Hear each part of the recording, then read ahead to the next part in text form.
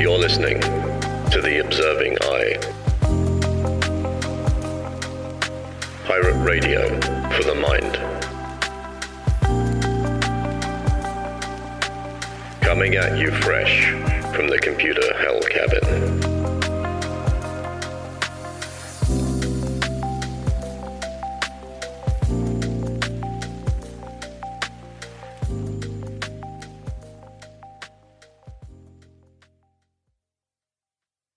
Hello, you beautiful lot. It's Friday, the 17th of February, and this is episode 7 of The Observing Eye. I'm amazed and shocked at how many episodes and how quickly the year is going so far, but I think that's a conversation for another podcast where I might dive into the wonderful Stoic idea of memento mori, which I'm sure I've touched on before at some point. I'm going to stop headbutting the mic as well and get too close to it.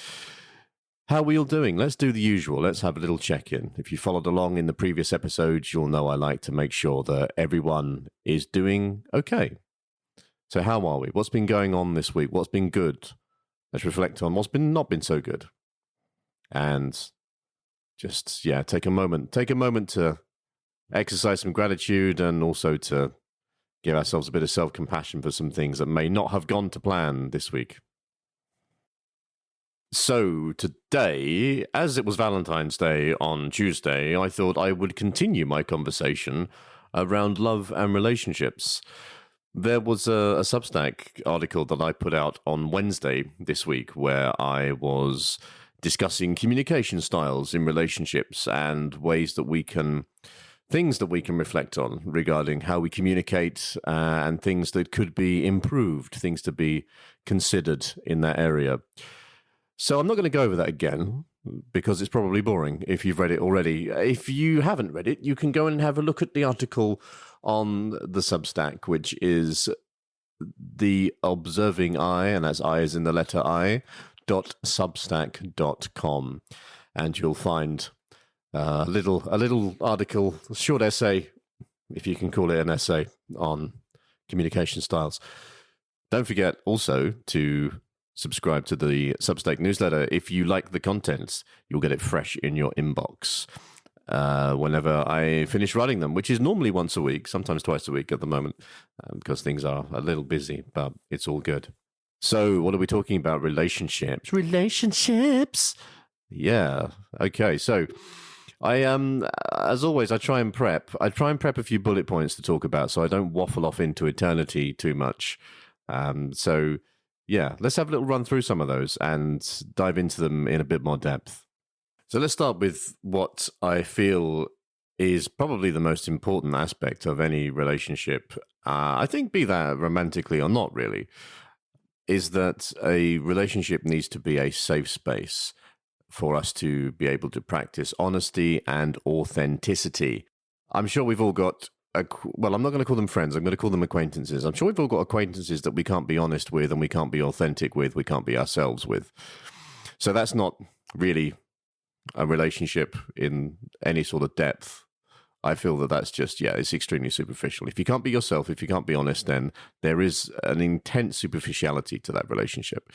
So we're talking about proper friendships, proper romantic relationships where, we have to have that space to be ourselves. And that has to be entirely reciprocal. We cannot be one-sided on this. We have to ensure that, and I mean that from a sense of honesty and authenticity, we need to be reciprocal. We have to create the space for the other person to feel safe and comfortable to be as equally honest as we are. So it's important that needs to be cultivated, and we need to feel comfortable with the people in order to do that. The other thing to talk about around relationships is emotion. I'm trapped in a cage of emotion. Yeah. So emotions are important because, they crop up all the time and are generally completely out of control. So, we have to consider those. We have to bring them into the conversation around relationships because relationships are all about emotion.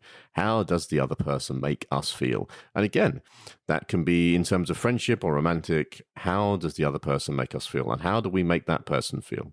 What do we bring that enables that person to be their true selves and to feel comfortable and to yeah, to get a sense, really, well, we want a sense of enjoyment, right? We want to be around people that where we enjoy spending time, where conversation and engagement enriches us in some way. That is intensely important as well, I feel. We've also got to consider our emotional maturity and the other person's emotional maturity. And I think we have to ask ourselves the question, two questions, actually, two questions. One is, where do we want to evolve to emotionally? And the other is, how would I and the other person evolve emotionally together? And this is more in terms of the romantic side of things, because obviously there's a lot of shared emotion in romantic relationships. So you'd want to think about, what's the sort of person that you want to be emotionally, and does being with that person support your vision of the emotional person that you wish to be? And do you both have like shared values and shared ideas around what you want what you both want to be emotionally? If you've got two entirely different values, then I don't think it's going to work. I don't think it's going to pan out, because you're going in different directions. You have to have a shared value system in some sense. And I'm not talking about ambition and material shit and other stuff. I'm talking about like individual. It's like the real nitty-gritty philosophical, psychological stuff that's important. Do you share those fundamental values around who you are as people? That can be morals and ethics and ideologies and perspectives and things like that. Stuff that's going to be stuff that's going to really enrich both of you as people, as human beings, because you're going on a journey together as individuals. That's the important thing to consider, I think, to maintain that individuality, not to submit or to lose your individuality and your vision and your ambitions into the relationship, but for both of you to maintain that, because we all need a sense of purpose and a sense of reason and doing, and we can't forego that for a relationship. We have to keep that sort of strong in our mind. And again, if we go back to if we are existing in a space that is honest and authentic and empathic, it's another really important thing, empathy. Going to bring that up a little bit, where we have to make sure that we are, because we all get a little bit wrapped up in our own universes, and I certainly count myself in that as well. But we have to make sure that we spend time looking externally and considering with compassion and understanding the needs of the other, as much as we would expend compassion and understanding on the needs of ourselves. This is, to me, also extremely important. Lots of extremely important things coming up in this little podcast today. On that vein, it's important for us to acknowledge and recognize our flaws, and to also acknowledge and recognize the flaws in our partner or our friend, because we're all human and we're all going to have flaws, and we're going to have little things that come up and maybe make us not quite as effective as we could be, but shit happens. And it is important for us to accept that in ourselves and accept that in another person. We can think about this in terms of expectation. So I think it can be very dangerous to place high expectations on people. I think as part of that, recognizing human fallibility, we have to ensure that we don't put people up on a pedestal, as we can do, or put ourselves up on a pedestal in the same vein, and ensure that the expectations are balanced and managed. Of course, you have to have some expectation, otherwise what's the fucking point? But these need to be tempered. Let's not go all crazy and have these mad, high, altruistic ideals. Altruistic's not the right word there, is it? No, like uber. We can't expect people to be the Ubermensch, Nietzsche's great Ubermensch. People aren't Ubermensches. This just doesn't happen. So let's acknowledge and recognize and offer compassion to the flaws in the other person. I think there's a great beauty in flaw and failure, because it really shows a person's character on how they manage their flaws and their failures. And there's a great deal that we can learn when using other people as a mirror, as we are reflected back at us. through the other person.